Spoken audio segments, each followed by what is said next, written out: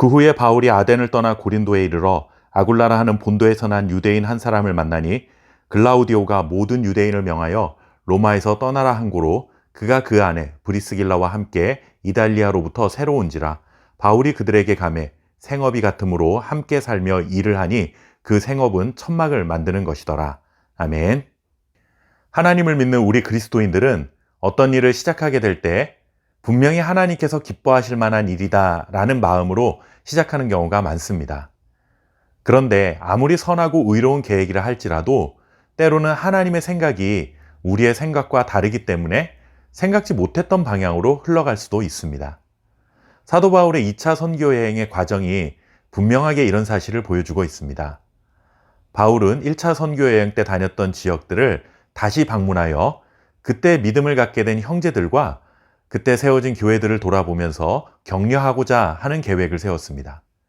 그런데 하나님께서는 바울이 가고자 했던 지역들이 아닌 전혀 다른 방향으로 인도하셨습니다.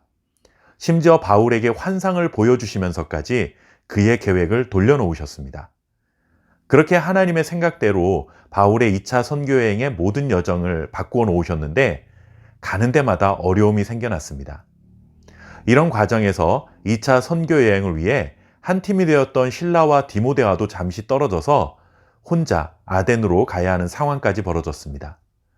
바울은 아덴에서 잠시 휴식기를 가지면서 기회를 봐서 실라와 디모데를 다시 만나고자 했던 것인데 이 계획마저도 수포로 돌아가게 되죠.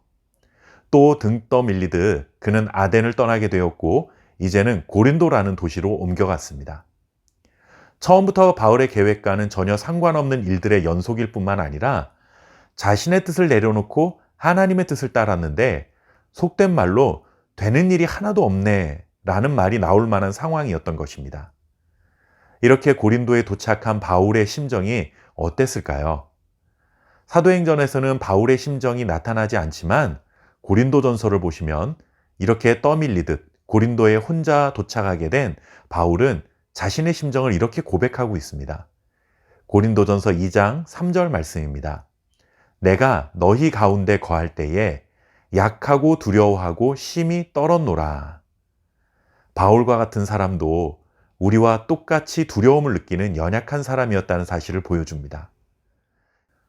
이 정도까지 길이 막히게 되면 우리는 어땠을까? 혹은 저라면 어땠을까 하는 생각을 한번 해봅니다. 아무래도 하나님의 뜻이 아닌가 보네 하면서 그냥 안디옥 교회로 돌아오지 않았을까 하는 생각이 듭니다. 그러나 두려워하고 떨고 있던 바울을 하나님이 그냥 내버려 두지 않으셨습니다. 고린도에서 예상치 못한 신실한 믿음의 부부를 만나게 되죠. 바로 브리스길라와 아굴라라는 부부를 만나게 됩니다. 이들은 유대인이었는데 로마의 네 번째 황제인 글라우디오 황제 때 있었던 그리스도인들에 대한 핍박으로 멀리 떨어진 고린도라는 이방 지역까지 쫓겨온 사람들이었습니다.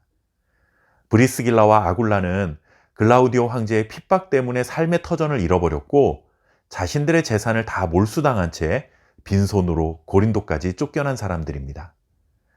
바울도 마찬가지죠. 도망자처럼 고린도까지 밀려왔습니다. 아무것도 기댈 것 없는 상황은 브리스길라 아굴라 부부와 똑같은 상황이었습니다. 이렇게 아무것도 의지할 것 없는 사람들이 정말 뜻하지 않았던 지역에서 동역자로 만나게 되는 놀라운 일이 벌어졌습니다. 바울도 그렇고 브리스길라와 아굴라도 그렇고 모두가 자신들의 어떤 계획이나 스스로의 선택으로 이곳까지 온 것이 아니라 믿음을 지키다 보니 고린도까지 오게 된 사람들입니다. 인간적으로 보면 되는 일도 없고 대단한 기대를 가질 만한 상황도 아니었습니다. 그런데 놀라운 것은 바로 이런 순간이 하나님이 일하시는 시간이라는 사실입니다. 바울이 브리스길라와 아굴라를 만나고자 의도하지 않았습니다. 브리스길라와 아굴라도 바울을 만나고자 의도하지는 않았습니다.